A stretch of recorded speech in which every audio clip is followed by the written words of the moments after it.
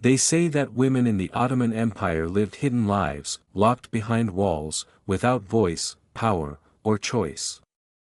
They imagine dark corridors, silent faces, and absolute obedience. For many people today, this image feels unquestionable, repeated so often in books, films, and popular history that it seems like fact. But history is rarely that simple. And in the case of Ottoman women, the distance between myth and reality is vast. To understand the lives of women in the Ottoman Empire, we must first strip away centuries of assumptions.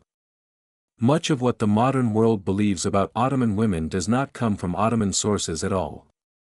It comes from outsiders, often men, who never entered women's spaces, never spoke directly to Ottoman women, and never understood the laws that governed their lives.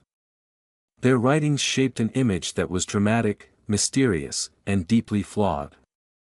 The Ottoman Empire was founded at the end of the 13th century and lasted for more than 600 years. During that time, it ruled lands stretching across Southeast Europe, Anatolia, the Middle East, and North Africa. Millions of women lived under Ottoman rule. They came from different ethnicities, religions, social classes, and cultures. A woman living in 16th-century Istanbul did not experience life the same way as a woman in rural Anatolia, the Balkans, or Arab provinces. Yet modern narratives often reduce all of them to a single, silent figure. One of the most persistent myths is that Ottoman women had no legal identity. In reality, Ottoman women were recognized as legal individuals under Islamic law. They could own property, inherit wealth, sign contracts, and appear in court in their own names.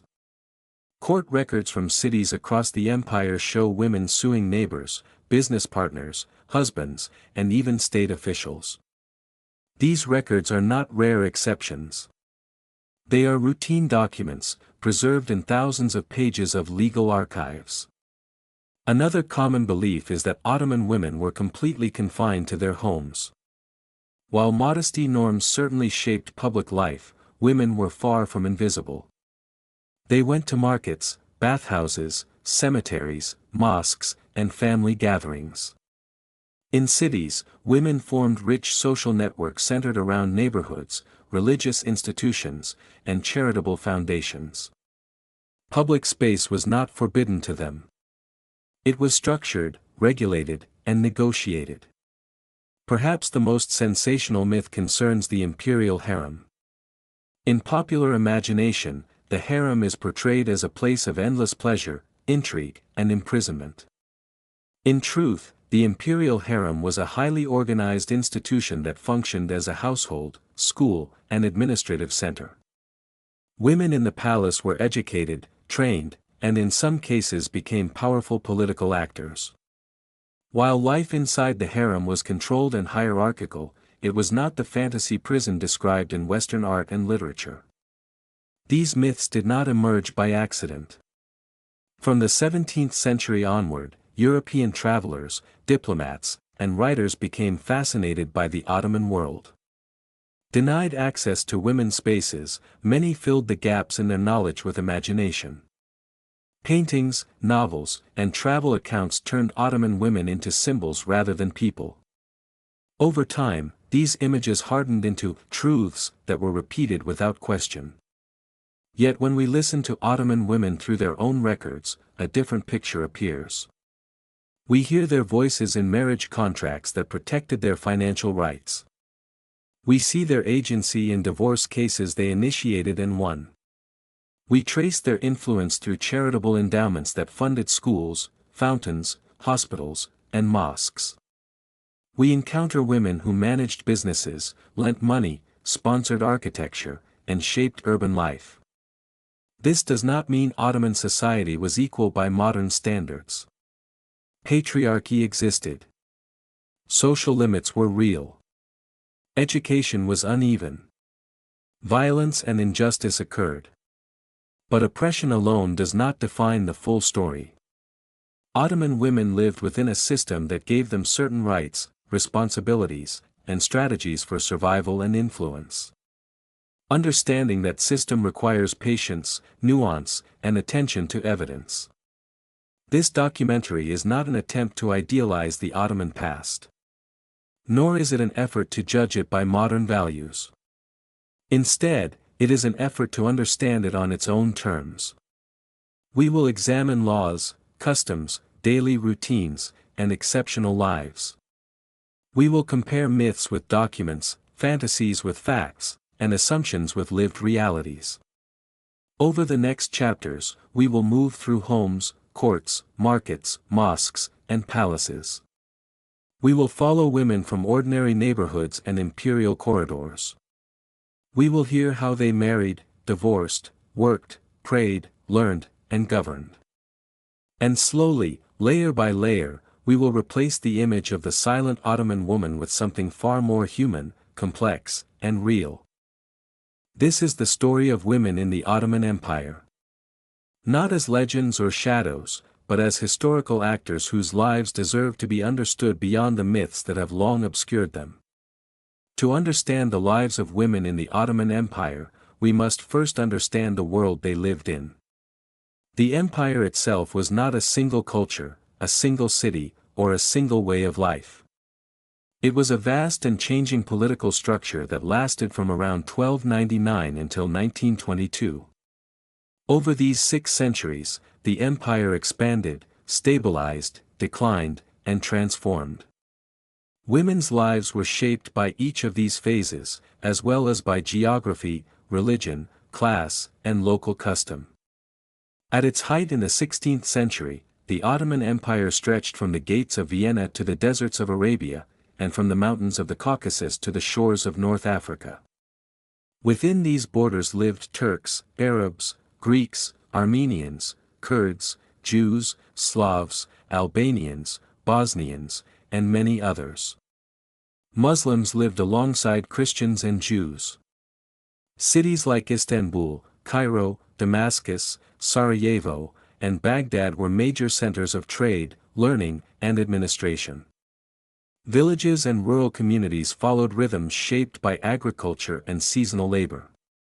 A woman's daily life in the empire depended greatly on where she lived and who she was.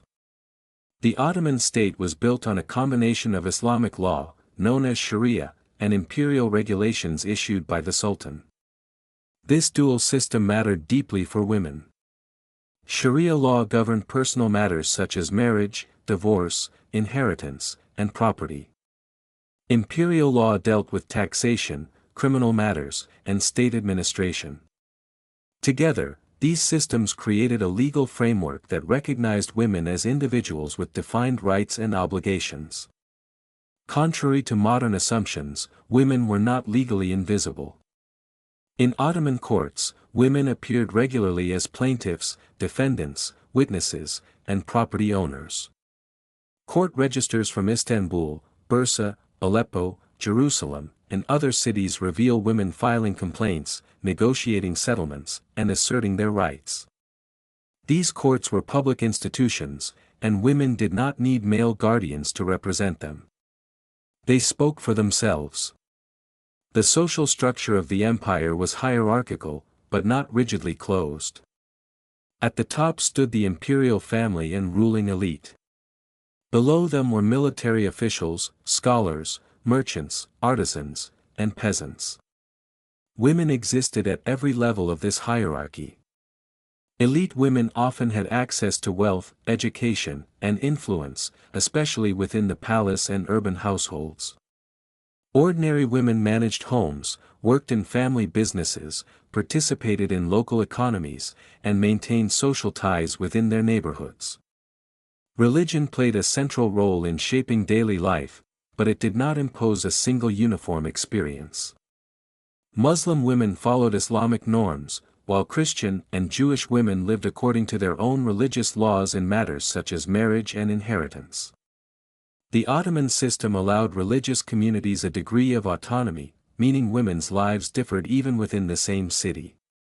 A Muslim woman, a Greek Orthodox woman, and a Jewish woman living on the same street in Istanbul could have very different legal and social experiences. Urban life offered women more opportunities for social interaction and economic activity. Cities were dense, connected spaces where women visited markets, bathhouses, shrines, and family homes. Neighborhoods were tightly knit, and women relied on each other for support, childcare, and information. In contrast, rural life was often more labor-intensive. Women in villages worked in fields, tended animals, produced textiles, and contributed directly to household survival. While rural women were less visible in court records, this does not mean they lacked agency. Their work was essential to the empire's economy. The household was the central unit of Ottoman society. It was both a private space and a site of production. Women managed domestic labor, supervised servants or slaves if the household was wealthy, and oversaw food preparation, clothing, and child-rearing. In many cases, they also participated in income-generating activities such as weaving, embroidery, food production, or trade. The boundary between home and work was often blurred. Marriage was expected, but it was not the only defining feature of a woman's life. Many women remained unmarried, widowed, or divorced for long periods. Widowhood, in particular, was common due to warfare and disease. Widowed women often inherited property and managed their own finances. Some chose not to remarry, maintaining independence within their communities. The state itself did not closely police women's daily behavior. Instead, social norms were enforced through family, neighborhood pressure, and moral expectations. Honor, reputation, and modesty mattered deeply, but these concepts were negotiated rather than rigidly imposed. What was considered appropriate behavior varied by time, place, and social class. A merchant's wife in Istanbul, a farmer's daughter in Anatolia, and a palace woman in the capital all lived under different expectations. Education for women was not universal, but it existed. Many girls received basic religious instruction at home or in neighborhood schools. Elite women often learned to read and write, studied religious texts, poetry, music, and calligraphy. Education was not always formal, but knowledge circulated through families and social networks. Women were transmitters of culture, tradition, and belief. Violence and inequality were real parts of Ottoman life, as they were in all pre-modern societies. Domestic abuse, forced marriages, and economic hardship occurred. However, women were not without recourse. Courts provided mechanisms for complaint and protection. While outcomes were not always favorable, the existence of these legal paths challenges the idea that women were completely powerless. Understanding the Ottoman world requires abandoning simple binaries of oppression and freedom. Women lived within a patriarchal system, but they also navigated that system with skill, resilience, and agency. Their lives were shaped by law, custom, economy, and faith, but also by personal choices and circumstances. As we move forward, it is essential to remember that there was no single experience of being a woman in the Ottoman Empire. There were many lives, many paths, and many stories. Only by placing women back into their historical context can we begin to understand who they were, how they lived, and why the myths that surround them endure to this day. In the Ottoman Empire, law shaped women's lives in ways that are often misunderstood today. The legal system did not erase women's identities. Instead, it recognized them as individuals with rights, responsibilities, and the ability to act in their own names. This legal recognition was rooted primarily in Islamic law, which formed the foundation of personal and family matters across the empire. At the heart of this system were the Sharia courts. These courts existed in cities, towns, and many villages. They were public institutions where disputes were recorded, heard, and resolved. Women appeared in these courts frequently. They were not silent figures standing behind male relatives. They came forward as plaintiffs and defendants, speaking directly to judges, presenting evidence, and requesting judgments. One of the most important legal rights Ottoman women possessed was the right to own property independently. Property acquired before marriage remained a woman's own. Property acquired during marriage could also belong to her alone. This included houses, shops, land, gardens, livestock, jewelry, and cash. A husband had no automatic right to control his wife's property.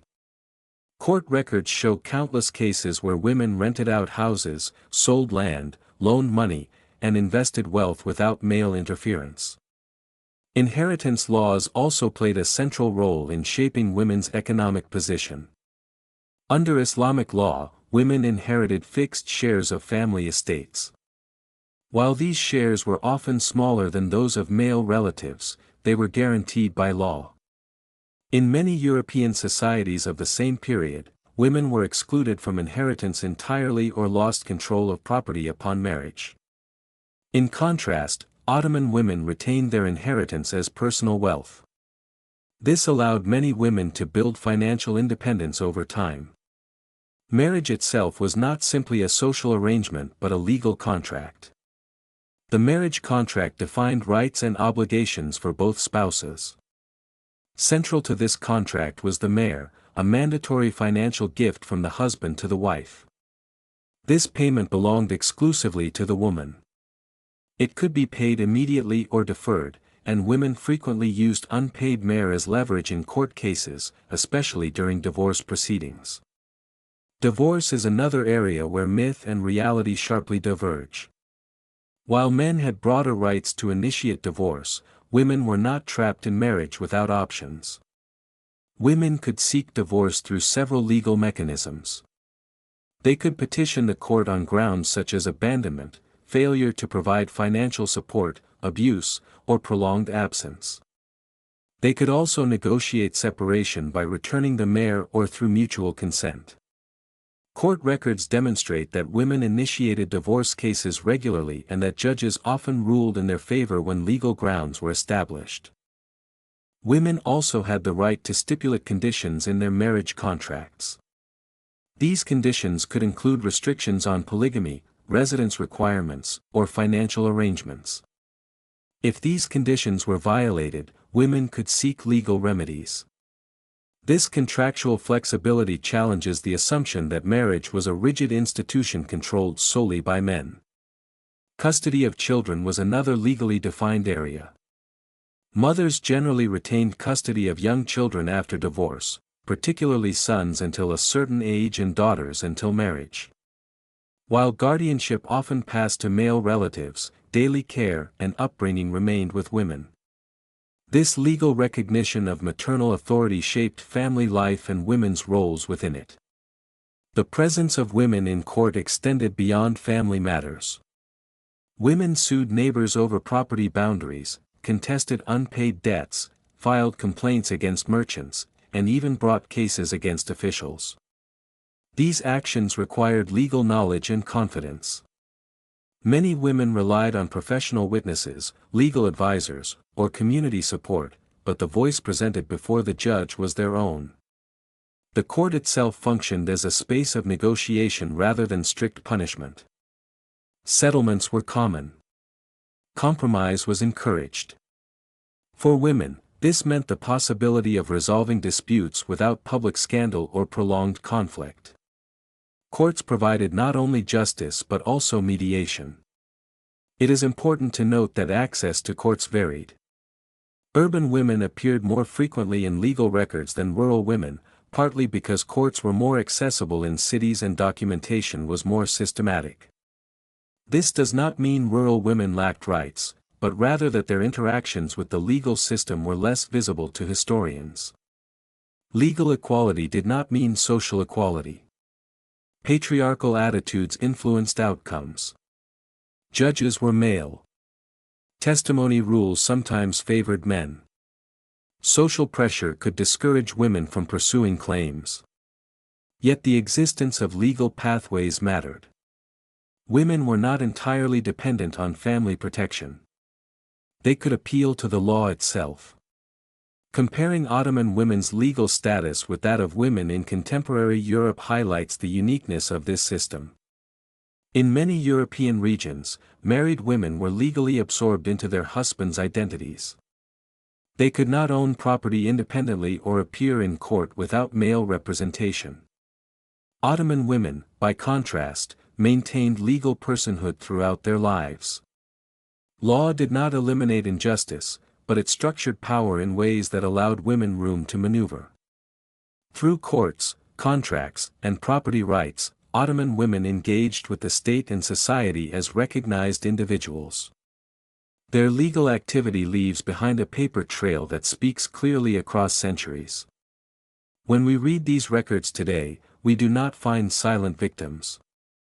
We find women negotiating, asserting, demanding, and sometimes winning.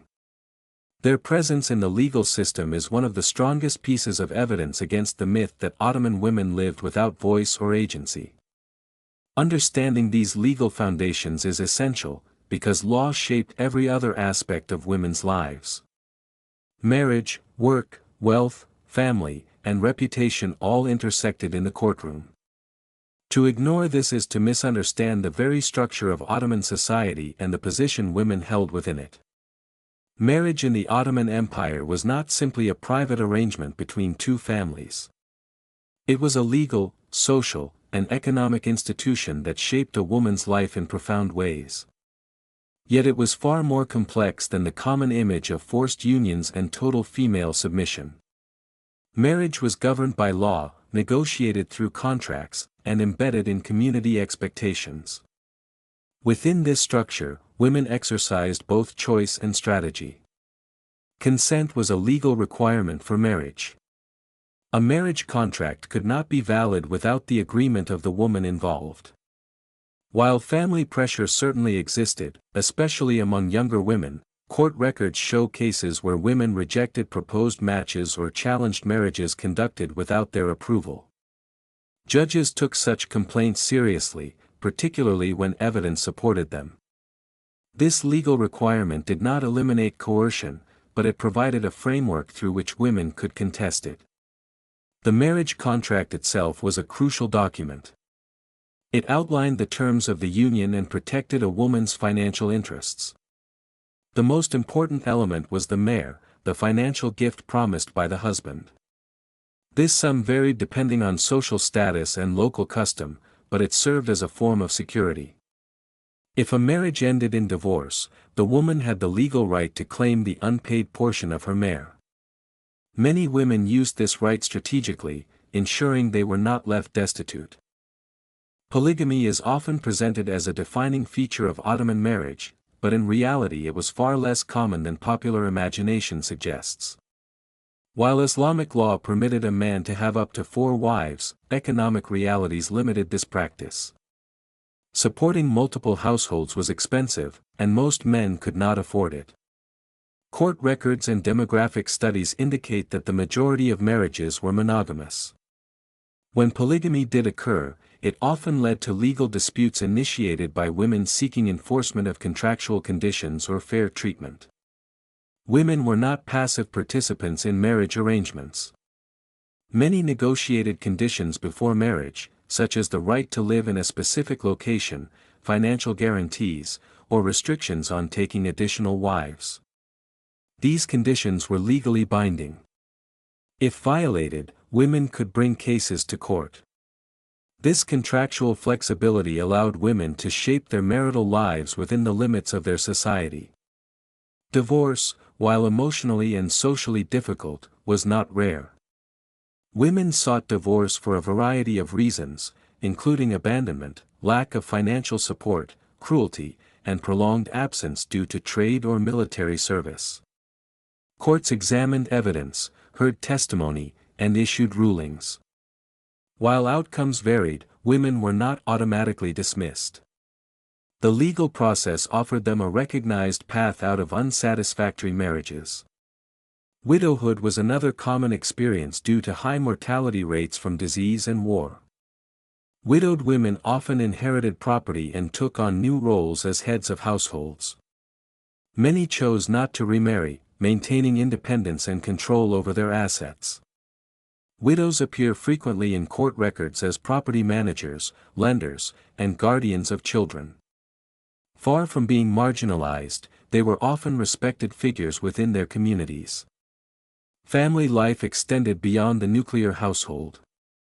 Extended families played significant roles in childcare, economic cooperation, and social support.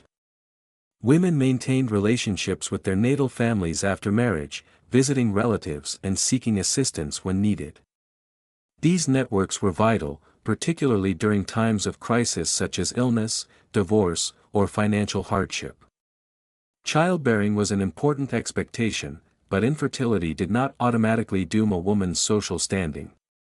Medical treatments, religious supplications, and community support were common responses. Adoption and fostering also existed, particularly within extended families. Motherhood carried social authority, especially as women aged. Older women often became influential figures within households and neighborhoods, advising younger generations and mediating disputes. Domestic life was structured but not static. Women managed households, supervised servants when present, and organized daily routines. In wealthier homes, responsibilities included managing budgets, overseeing food storage, and coordinating social obligations. In poorer households, women's labor extended into agriculture, craft production, and trade. Domestic and economic roles were deeply intertwined. Emotional bonds within families varied, as they do in all societies. Love, conflict, loyalty, and resentment coexisted. Letters, poetry, and court testimonies offer glimpses into personal relationships, revealing affection between spouses, grief over loss, and concern for children's futures. These sources remind us that Ottoman women were not abstract figures but individuals navigating intimate human experiences. Social expectations surrounding honor and reputation influenced family life. Women's behavior reflected not only on themselves but on their families. This pressure could be restrictive, yet it also granted women moral authority. Accusations of misconduct were taken seriously, and women often defended their reputations in court. Honor was not simply imposed, it was negotiated and defended. Understanding marriage and family life in the Ottoman Empire requires moving beyond simplistic narratives. Women were neither entirely free nor entirely oppressed. They lived within a system that constrained them in some ways and empowered them in others. Through contracts, courts, kinship networks, and daily labor, they shaped their own lives and the lives of those around them. Marriage was not the end of a woman's story. It was one chapter in a life that included legal action, economic activity, social relationships, and personal agency. By examining these realities closely, we gain a clearer picture of what it truly meant to be a woman in the Ottoman world. For urban women, the city was a living environment filled with movement and connection. Neighborhoods were tightly organized around shared spaces such as fountains, mosques, bakeries, and bathhouses. Women knew one another well. They exchanged news, shared resources, helped during childbirth and illness, and formed bonds that often lasted a lifetime. These social networks were essential. They provided emotional support and practical assistance, and they also served as informal systems of protection and reputation. The public bathhouse, or hammam, was one of the most important social spaces for women. Far from being marginal places, hammams were central to urban life. Women visited them regularly, often in groups. These visits were occasions for conversation, celebration, and relaxation. Engagements, marriages, and births were discussed there. Songs were sung. Food was shared. The hammam offered women a rare space away from male oversight, where social hierarchies could soften and friendships could flourish. Markets were another key space. Women shopped for food, textiles, household goods, and sometimes luxury items. Many women developed close relationships with shopkeepers and vendors, negotiating prices and extending credit. Some women sold goods themselves, either directly in markets or from their homes. Home-based production was common. Women made textiles, prepared food items, and produced goods that could be sold locally. This economic activity, though often informal, contributed significantly to household income. Clothing played an important role in daily life, but it was not as uniform or restrictive as often imagined. Dress varied by region, religion, and social status. Urban women typically wore layered garments that covered the body, but styles changed over time and reflected fashion trends. Head coverings were common, but they differed in form and meaning. Clothing allowed women to express identity, status, and taste within accepted norms.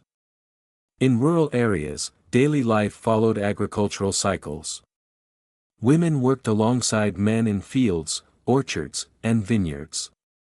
They planted, harvested, processed food, tended animals, and produced dairy and textiles.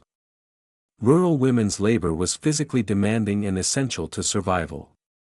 While their lives were less documented in written records, travelers' accounts and local traditions reveal their central role in sustaining households and communities.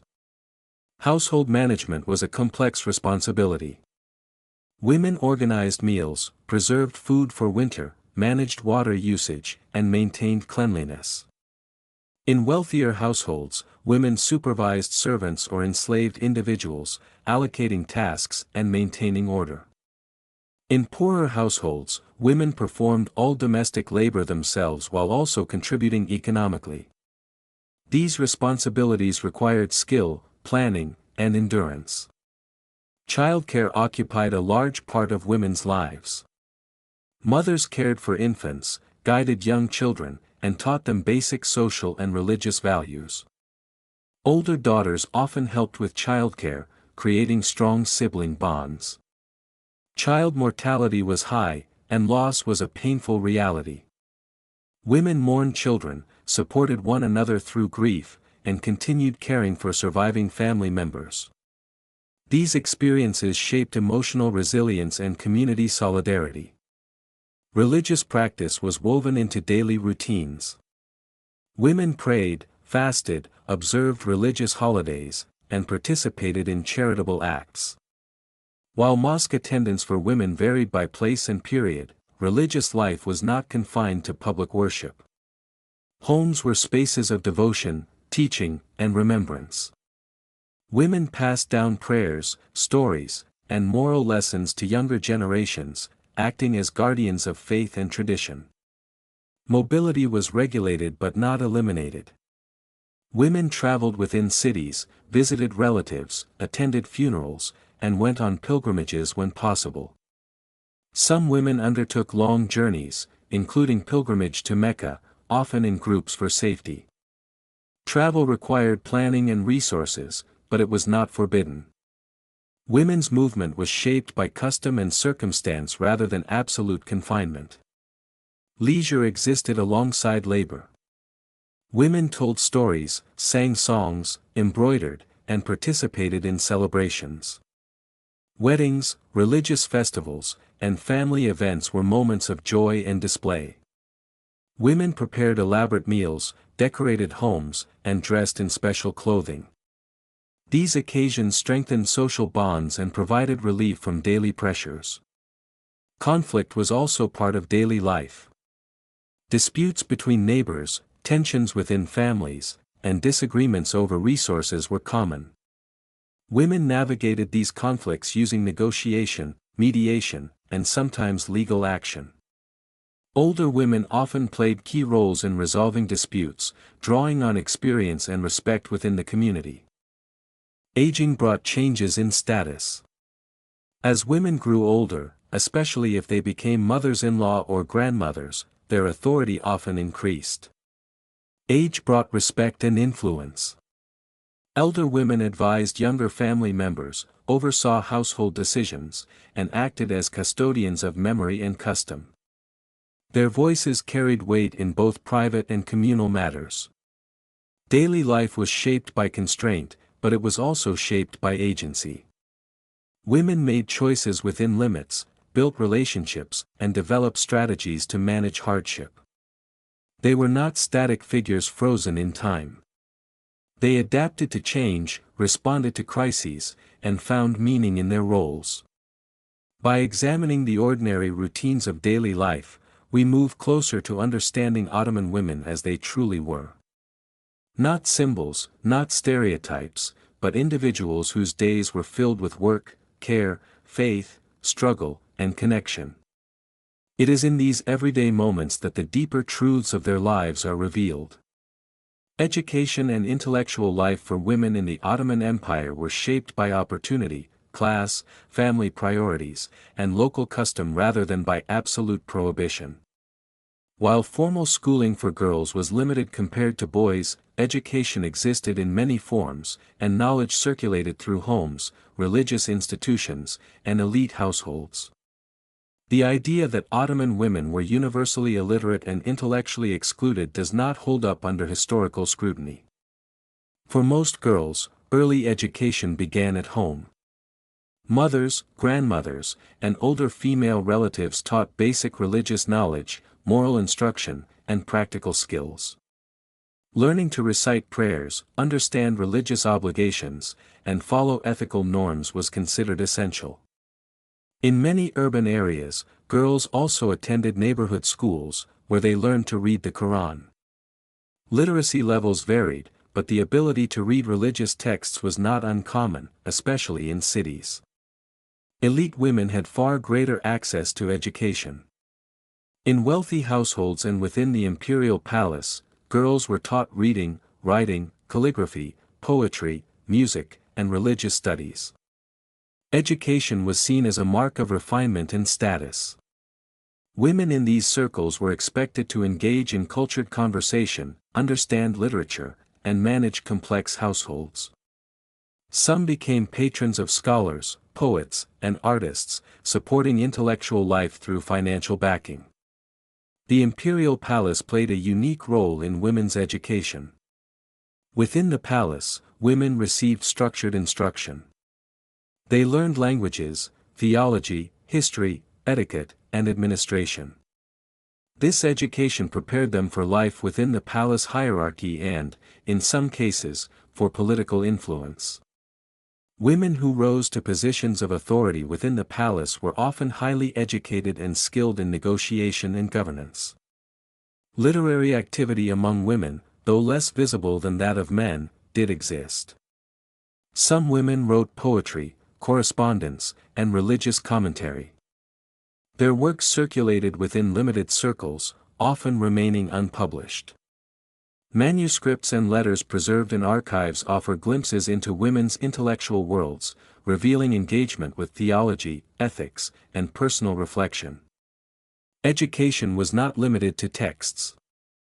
Knowledge was transmitted orally through storytelling, song, and shared experience. Women were carriers of cultural memory, preserving traditions, family histories, and communal values. Through lullabies, folktales, and advice, they shaped the moral and emotional development of younger generations. Economic life formed another crucial dimension of women's experience. Ottoman women were active participants in the economy, even if their labor was not always formally recorded. In cities, women engaged in trade, production, and finance. They ran shops, worked as artisans, produced goods at home, and sold products in local markets. Textile production was particularly important, with women spinning, weaving, and embroidering fabrics for sale or household use. Many women acted as lenders, providing small loans to neighbors and merchants. Court records document women extending credit, collecting debts, and negotiating repayment terms. This financial activity required trust, reputation, and legal awareness. Women's involvement in lending challenges the notion that economic power rested solely in male hands. Property ownership enabled further economic agency. Women rented out houses, shops, and rooms, generating regular income. Some invested in agricultural land, collecting rent or shares of harvests. These activities were not marginal. In some cities, women constituted a significant percentage of property owners listed in court records. Charitable endowments, known as WACs, offered another avenue for economic and social influence. Women established WACs to fund schools, fountains, hospitals, mosques, and soup kitchens. These endowments allowed women to shape urban landscapes and provide lasting public services. Managing a WAC required financial planning, legal knowledge, and administrative oversight. Through these institutions, women extended their influence far beyond their households. Economic activity varied by class. Elite women managed large estates and complex finances. Middle-class women balanced household management with income-generating work. Poor women labored continuously, often in physically demanding conditions, to support their families. Enslaved women occupied a separate and vulnerable position, performing domestic labor and, in some cases, skilled work. Their experiences differed sharply from those of free women, reminding us that class and status deeply shaped women's lives. Work was not always empowering. Economic necessity could be harsh. Poverty, illness, and widowhood forced many women into difficult choices. Yet even in hardship, women sought strategies to survive. They relied on kin networks, community support, charitable institutions, and legal mechanisms to navigate economic insecurity. The intersection of education and economy is crucial. Literacy and legal knowledge enhanced women's ability to manage property, conduct business, and defend their rights. Even limited education could have significant impact when combined with experience and social connections. Women's economic contributions were essential to the functioning of the Ottoman Empire. Their labor sustained households, fueled local markets, and supported public institutions. Without women's work, urban life would have stalled, and rural production would have collapsed. By examining education and economic activity together, we see Ottoman women not as passive dependents but as active contributors to society. They learned, taught, worked, invested, and gave. Their intellectual and economic lives were constrained, but they were far from absent. These dimensions reveal a deeper truth: Ottoman women were participants in history, shaping their world through knowledge, labor, and resilience. Few subjects have been more misunderstood, exaggerated, and mythologized than the imperial harem of the Ottoman Empire. For centuries, it has been portrayed as a place of sensual excess, captivity, and endless intrigue. Paintings, novels, and travel accounts transformed it into a symbol of Eastern decadence, often divorced entirely from historical reality. To understand the lives of women associated with the harem, it is essential to separate fantasy from fact and examine what the harem actually was. The word harem comes from an Arabic root meaning forbidden or protected. In the Ottoman context, it referred to the private household space reserved for women, children, and close male relatives. This was not unique to the palace. Ordinary households also had harems in the sense of private domestic spaces. The imperial harem, however, was the largest and most complex of these households, functioning as a highly structured institution at the heart of the state. The imperial harem was located within the palace complex and served as the residence of the sultan's mother, wives, concubines, children, and female servants. It was governed by strict rules, hierarchies, and protocols. Life inside the harem was regulated by schedules, education, discipline, and rank. Entry and movement were controlled, not for erotic secrecy, but for security and order within the palace. Women who entered the imperial harem did so through various paths. Some were enslaved captives brought from different regions of the empire and beyond. Others were sent as gifts or recruited through established systems. While enslavement is an uncomfortable reality, it is important to note that palace slavery differed from plantation slavery in other parts of the world. Enslaved women in the harem were trained, educated, and integrated into a structured system that offered opportunities for advancement. Education was central to harem life. Women were taught reading, writing, religious studies, etiquette, music, sewing, and household management. Those who showed talent could rise through the ranks. Advancement brought better living conditions, higher status, and in some cases, political influence. The goal of this education was not simply domestic service but the preparation of women to serve within the palace and, potentially, the dynasty. At the top of the harem hierarchy stood the sultan's mother, known as the Valide Sultan. She was one of the most powerful figures in the empire, overseeing the harem's administration and exercising influence over court politics. Her authority extended to finances, appointments, and the upbringing of future rulers. The position was not ceremonial. It carried real power and responsibility. Concubines who bore sons to the sultan could also rise in status. The mother of a prince gained security and influence, particularly if her son ascended the throne. This system encouraged loyalty to the dynasty rather than competition among wives. Unlike European royal courts, where queens were often political pawns in dynastic marriages, the Ottoman system centralized power within the palace household. The idea that the harem was a place of constant sexual indulgence is largely a product of Western imagination. Access to the sultan was limited and regulated. Most women in the harem never had intimate contact with the ruler. Their lives were focused on education, service, and maintaining the household. Daily routines were structured and disciplined, not chaotic or indulgent. The harem was also an administrative center. Women managed budgets, organized supplies, supervised staff, and coordinated ceremonies. They oversaw the education of princes and princesses, shaping the next generation of rulers. Through these roles, women influenced the direction of the empire in subtle but significant ways. Political influence within the harem reached its height during a period often called the Sultanate of Women, roughly from the mid-16th to the mid-17th century. During this time, several women exercised power as regents, advisors, and patrons. They corresponded with foreign rulers, influenced appointments, and sponsored public works. Their authority was rooted in their positions within the palace and their relationships with the sultan. It is important to recognize that life in the harem was not universally comfortable or empowering. Hierarchies were strict. Discipline could be harsh. Competition existed, particularly among women seeking advancement.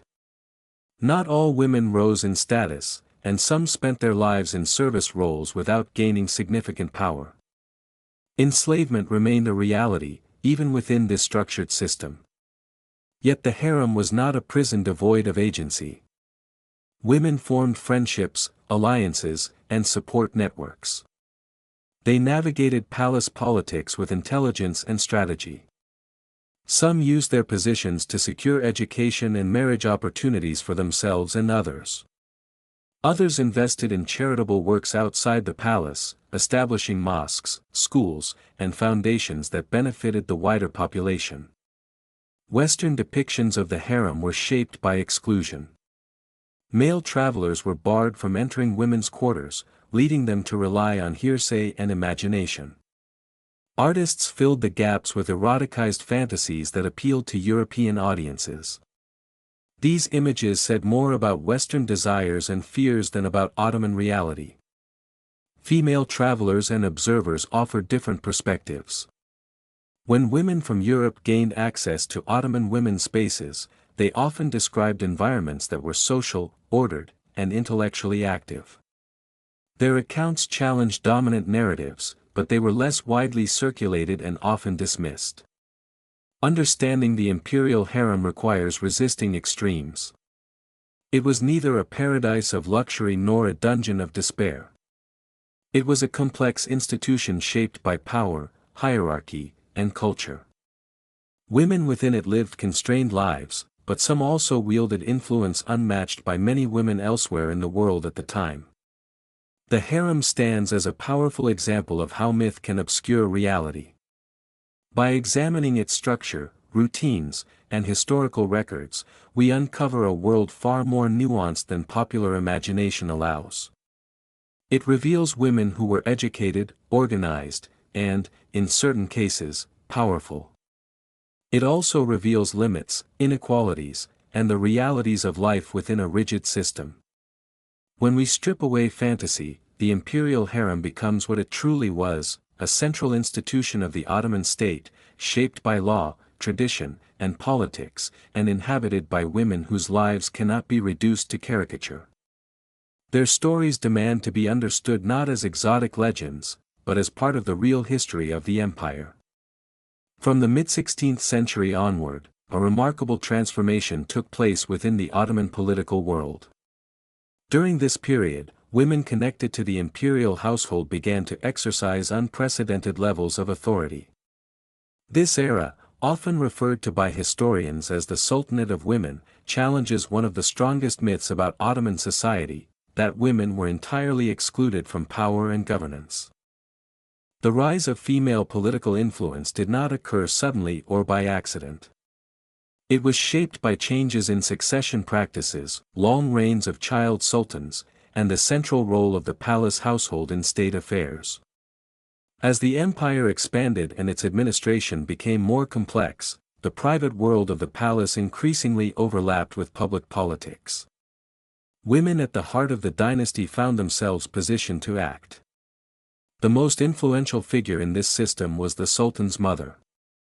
As the mother of the reigning ruler, she occupied a unique position that combined emotional authority, institutional power, and political legitimacy.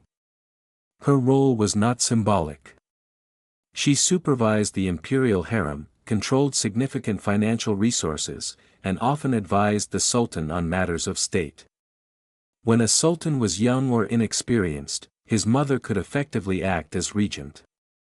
These women were deeply involved in governance. They corresponded with high officials, received foreign ambassadors through intermediaries, and influenced appointments within the bureaucracy.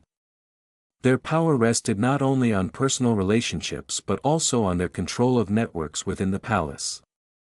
Eunuchs, officials, and servants formed channels through which information and influence flowed. Women who understood these networks could shape decisions at the highest levels. Public works offered another avenue for authority. Imperial women sponsored mosques, schools, hospitals, fountains, bridges, and soup kitchens across the empire. These projects were not merely acts of charity. They demonstrated legitimacy, piety, and concern for the population. By reshaping urban landscapes, women left visible marks of their influence that endured long after their deaths. Financial independence played a crucial role in this power.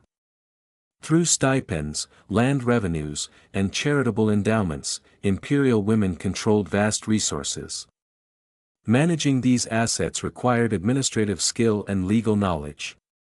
Endowment deeds reveal careful planning, long-term vision, and attention to detail. These women were not passive recipients of wealth. They were active managers of complex institutions. The political influence of women during this period also provoked resistance. Male officials sometimes resented their involvement, portraying it as disorderly or unnatural. Chroniclers who favored traditional hierarchies often blamed women for political instability, corruption, or factional conflict. These narratives shaped later historical interpretations, reinforcing negative stereotypes about female power. Yet many of the crises attributed to women's influence were rooted in broader structural challenges. The empire faced military pressure, economic strain, and administrative complexity. Women operated within these constraints, responding to circumstances rather than creating them. Their involvement often aimed at preserving dynastic stability during uncertain times. It is important to recognize that the Sultanate of Women did not represent universal female empowerment. The women who wielded power belonged to a very narrow elite. Their authority did not extend to ordinary women, nor did it dismantle patriarchal structures. Power remained concentrated within the palace, and access to it depended on proximity to the ruling dynasty. Still, the existence of this period forces a re-evaluation of assumptions. In an era when most European states excluded women entirely from formal politics, Ottoman women exercised real influence over one of the world's most powerful empires. They negotiated, governed, and left legacies that shaped history. Their power was informal but effective. They did not rule through official titles or public offices. Instead, they operated through relationships, patronage, and control of resources. This form of authority was less visible but no less real. It reflected the Ottoman understanding of governance as a network of households and loyalties rather than a purely bureaucratic machine. The end of this era did not mean the disappearance of influential women. Later centuries saw continued female patronage and involvement in social life, though direct political influence declined. Changing succession practices and reforms altered the structure of the palace, reducing opportunities for women to act as regents. The Sultanate of Women remains one of the most compelling examples of how Ottoman women could shape history under specific conditions. It reveals both the possibilities and limits of female power in a patriarchal society. These women were not anomalies or accidents. They were products of their system, navigating it with intelligence and determination. By acknowledging their roles, we gain a deeper understanding of the Ottoman state itself. Politics did not occur only in council chambers and battlefields. It also unfolded within domestic spaces, shaped by mothers, advisors, and patrons whose influence reached far beyond the palace walls. This period stands as a reminder that power takes many forms. In the Ottoman Empire, women found ways to exercise it, even when official structures seemed to exclude them. Their stories complicate simple narratives of domination and silence, revealing a past that was far richer and more complex than the myths allow. Religion and morality shaped women's lives in the Ottoman Empire in powerful and sometimes misunderstood ways. Faith was not a separate sphere reserved for ritual alone. It was woven into daily behavior, family relationships, community expectations, and personal identity. For women, religion provided guidance, structure, and meaning, but it also interacted with social norms that could both protect and restrict them. Islam formed the moral foundation of Ottoman society, but its interpretation and application varied across regions and communities. Religious practice was shaped by local customs, legal traditions, and social class. Women were expected to observe religious duties such as prayer, fasting, and charity, yet the ways they fulfilled these obligations differed widely. Piety was not measured solely by public visibility but by adherence to moral conduct within everyday life.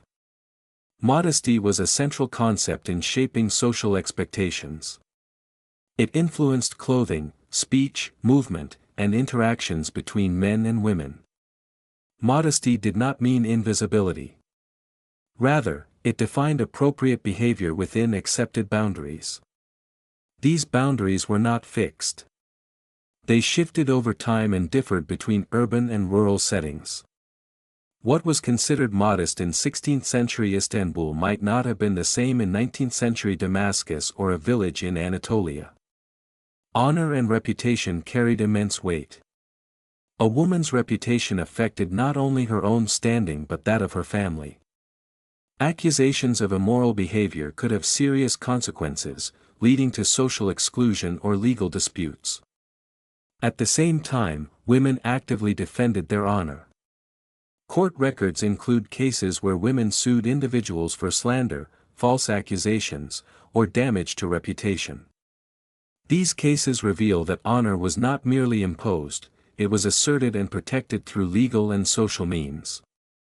Religious authority was overwhelmingly male in formal institutions, but women exercised moral authority within households and communities.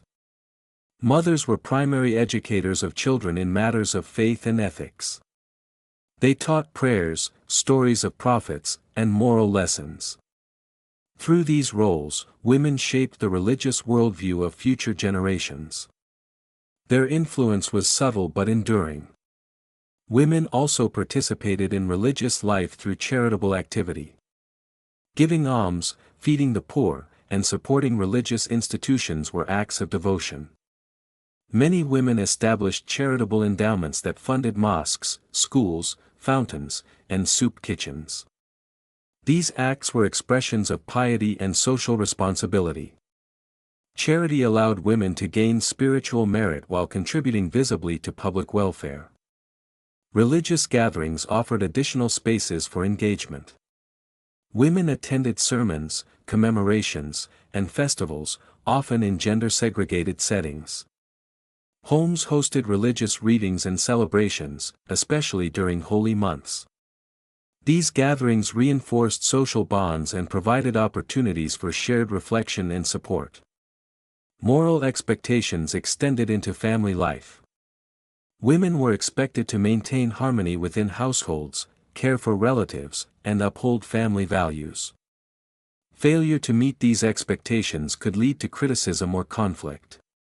Yet women also used moral language to assert their own rights. In court, women framed complaints in terms of religious obligation, justice, and fairness. This moral vocabulary strengthened their claims and resonated with judges and communities. Sexual morality was a sensitive and tightly regulated area. Adultery and illicit relationships were condemned, but enforcement relied heavily on evidence and testimony. Courts demanded strict proof, and false accusations were punishable. This legal caution protected women from arbitrary punishment, even as social judgment remained severe. Religious difference added further complexity. Christian and Jewish women lived under their own religious laws in matters of marriage and inheritance, while also being subject to Ottoman authority. Their moral expectations were shaped by their communities, creating diverse experiences within the same society. Despite these differences, women across religious groups shared common challenges related to honor, family duty, and social standing. Religion also provided comfort in times of hardship. Illness, childbirth, loss, and poverty were addressed through prayer, vows, and charitable acts. Women turned to faith for strength and meaning. Shrines and sacred spaces became places of hope and communal solidarity. At times, religious norms were used to justify control and restriction. Patriarchal interpretations limited women's access to education or public roles. Yet religion was not a single, unchanging force.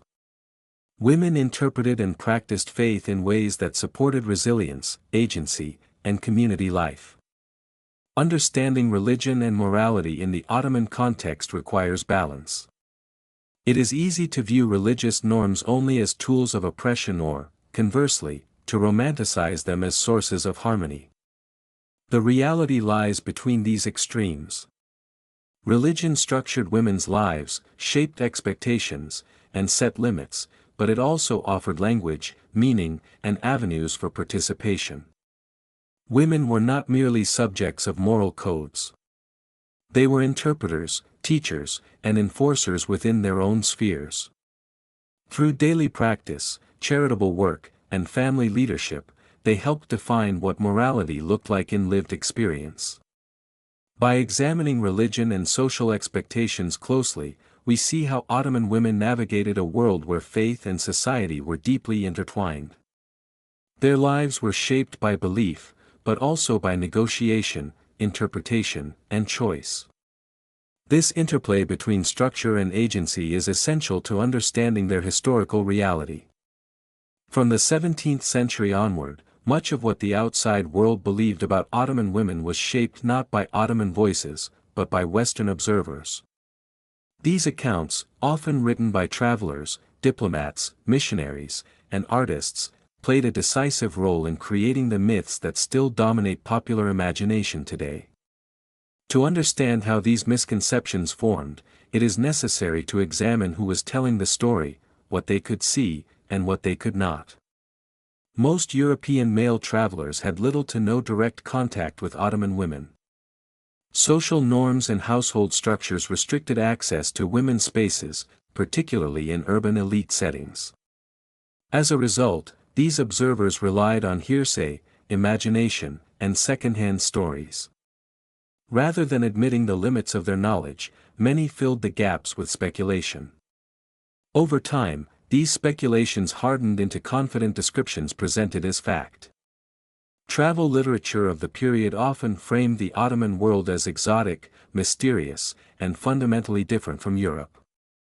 Women became symbols within this narrative. They were portrayed either as oppressed captives or as objects of sensual intrigue. Both images stripped them of individuality and agency. Rarely were they described as legal actors, economic participants, or moral authorities within their communities. Art reinforced these ideas. Paintings depicted harems filled with reclining women, luxurious fabrics, and idle leisure. These images were produced by artists who had never entered a harem and often had never traveled to Ottoman lands at all. The goal was not accuracy but appeal. Such images catered to European fantasies and anxieties about gender, power, and sexuality. These portrayals served broader ideological purposes. By depicting Ottoman women as oppressed or morally lax, European writers and artists reinforced a sense of cultural superiority. The Ottoman Empire was framed as backward, irrational, and in need of reform. Women's supposed suffering became a moral justification for political and cultural dominance. Yet not all Western accounts followed this pattern. A small number of female travelers offered strikingly different perspectives. When women from Europe gained access to Ottoman women's spaces, they often described environments that were social, structured, and intellectually active.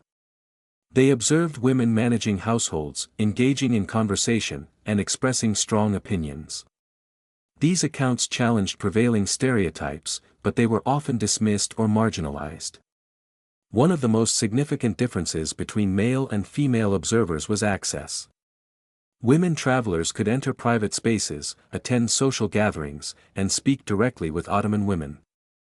Their observations revealed everyday realities rather than imagined fantasies.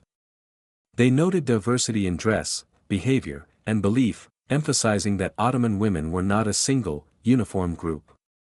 Despite this, Orientalist narratives proved far more influential.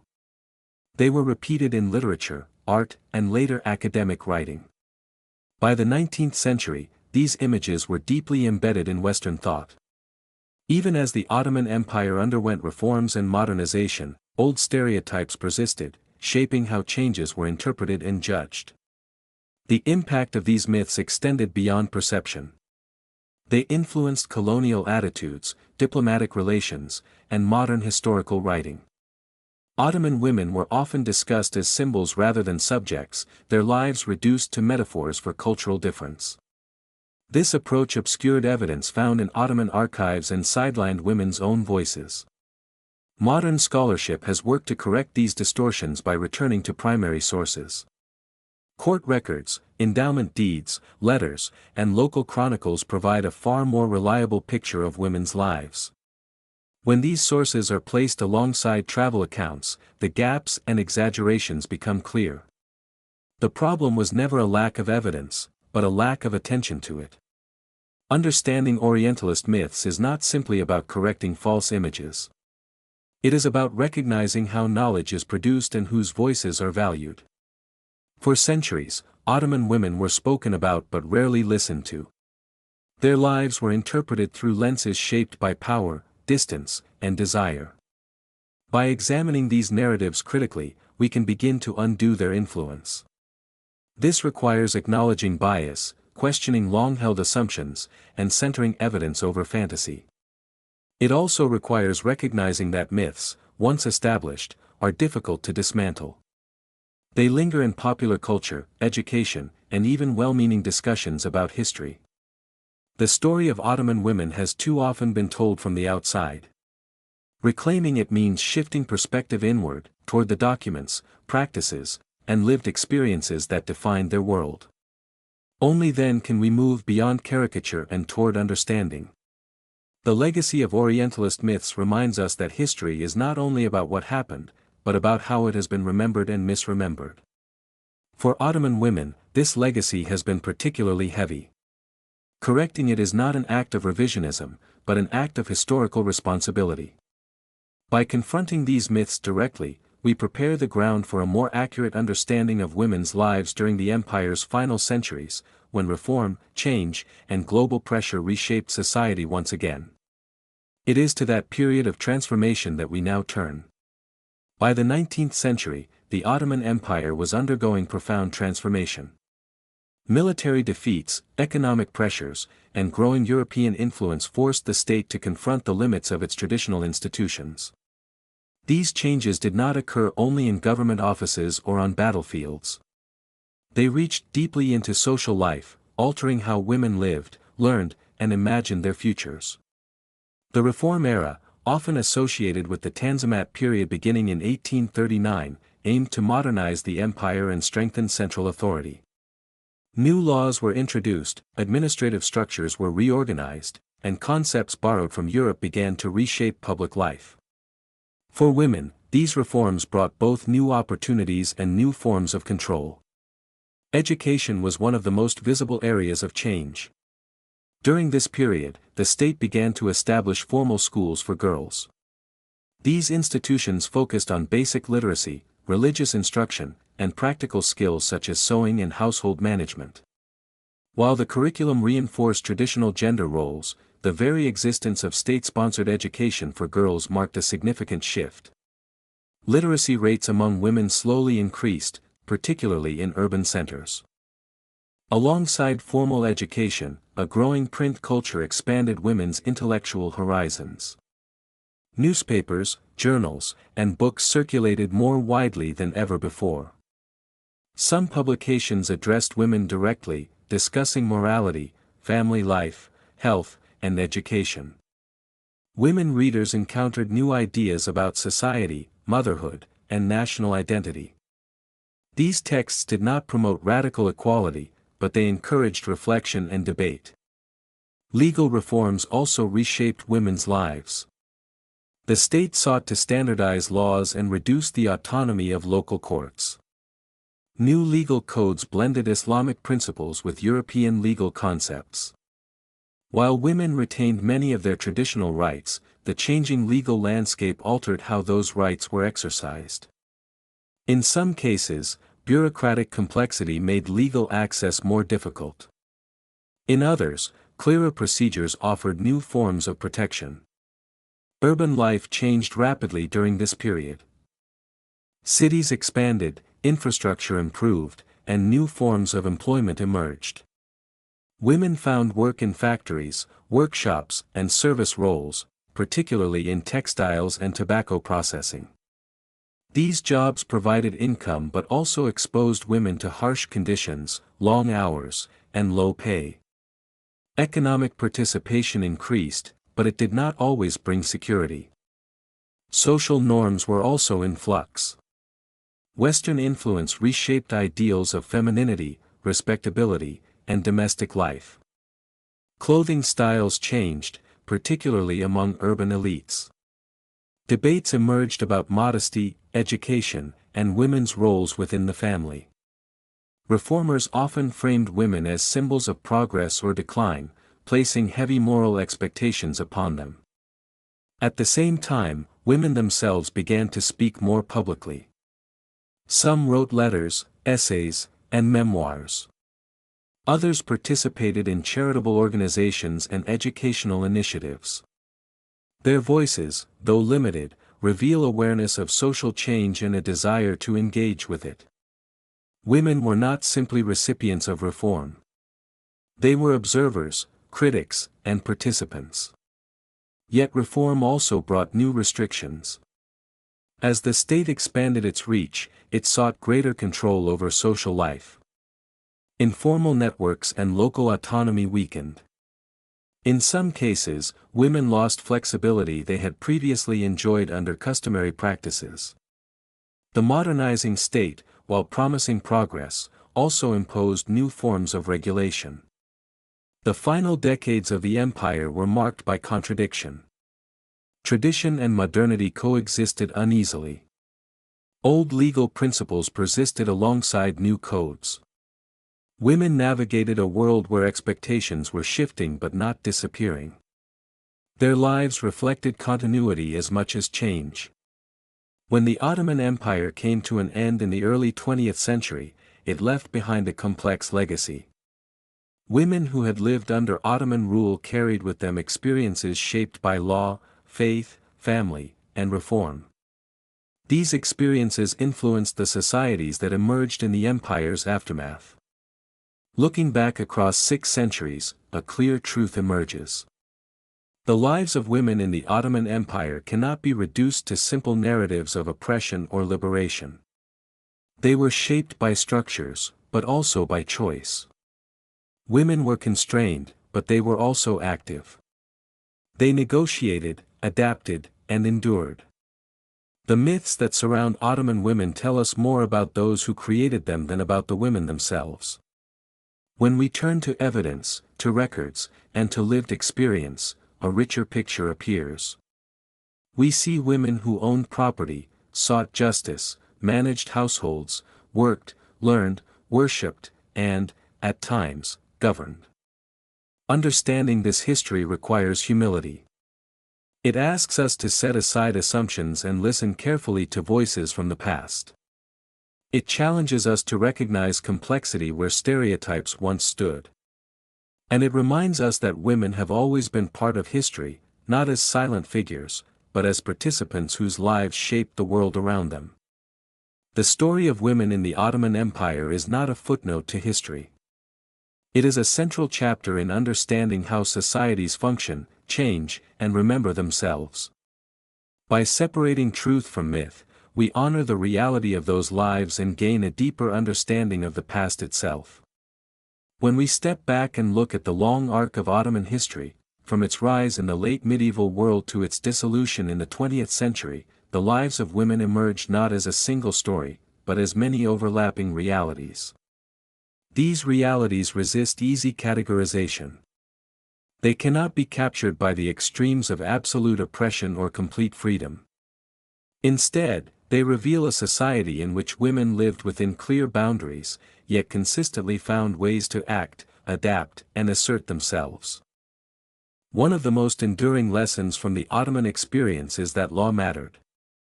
Legal recognition gave women a foundation from which to operate. Property ownership, inheritance rights, access to courts, and contractual marriage all shaped women's capacity to protect themselves and their families. These rights did not erase inequality, but they created spaces for negotiation. In a world where many women elsewhere were legally invisible, Ottoman women left behind records that testify to their presence and persistence. Social life further complicates the picture. Women were embedded in networks of kin, neighbors, and communities. These relationships could be sources of support or pressure, freedom or constraint. Honor and reputation imposed limits, yet they also granted women moral authority. Daily life required constant balancing between expectation and necessity. In managing households, raising children, and sustaining communities, women exercised forms of power that were rarely recognized as such. Economic activity stands as another critical dimension. Women worked, produced, traded, lent, and endowed. Their labor sustained households and local economies. Their charitable foundations reshaped cities and provided services that the state itself often could not. Even when women's work remained informal or undervalued, it was indispensable. The Ottoman economy functioned not despite women's participation, but because of it. The imperial palace and the period known as the Sultanate of Women demonstrate the extraordinary possibilities that could arise under specific conditions. These women did not overthrow patriarchy, nor did they represent all women. Yet their influence forces us to acknowledge that Ottoman political life was not exclusively male. Power flowed through households, relationships, and patronage as much as through offices and titles. Women who understood these dynamics could and did shape history. Religion, often portrayed as a purely restrictive force, appears in a more nuanced light when examined closely. Faith structured daily life, moral expectations, and legal frameworks. It imposed limits, but it also offered language, meaning, and legitimacy. Women practiced religion actively, taught it, and expressed it through charity and community leadership. Their religious lives were not passive imitations of male authority, but lived experiences shaped by interpretation and practice. Perhaps the greatest distortion of all lies in the myths constructed by outsiders. Orientalist narratives transformed Ottoman women into symbols, stripping them of voice and individuality. These myths endured because they were useful. They reinforced ideas of cultural superiority and justified political agendas. Even today, they continue to shape popular understanding, often unconsciously. Correcting these myths does not require replacing them with idealized images. Ottoman society was patriarchal. Inequality existed. Violence, coercion, and injustice were real. Many women lived hard lives marked by poverty, loss, and limitation. A truthful history must acknowledge this without reducing women to victims alone. What emerges instead is a portrait of complexity. Women lived at the intersection of law and custom, faith and economy, family and state. They navigated these forces with resilience and pragmatism. They made choices within constraints. They adapted to change and endured uncertainty. Their lives were shaped by forces larger than themselves, yet they were never entirely powerless. Understanding the lives of women in the Ottoman Empire ultimately requires us to reconsider how we approach history itself. It asks us to move beyond simplified narratives and listen closely to evidence. It reminds us that absence from traditional political histories does not equal absence from historical reality. Women were present, active, and influential in ways that do not always fit modern categories. The Ottoman case also challenges assumptions about progress and backwardness. Rights and restrictions did not follow a simple linear path. Some freedoms existed earlier and narrowed later. Some opportunities expanded only to bring new forms of control. History does not move in straight lines, and women's lives reflect this complexity. In separating truth from myth, we gain more than a clearer picture of the Ottoman past. We gain insight into how societies function, how power operates beyond formal institutions, and how voices can be silenced not by absence, but by misrepresentation. Ottoman women were not silent. Their words survive in court records, endowment deeds, letters, and actions. We only need to be willing to hear them. The story of women in the Ottoman Empire is not a marginal story. It is central to understanding the empire itself. By restoring women to their rightful place in history, we do not rewrite the past. We complete it.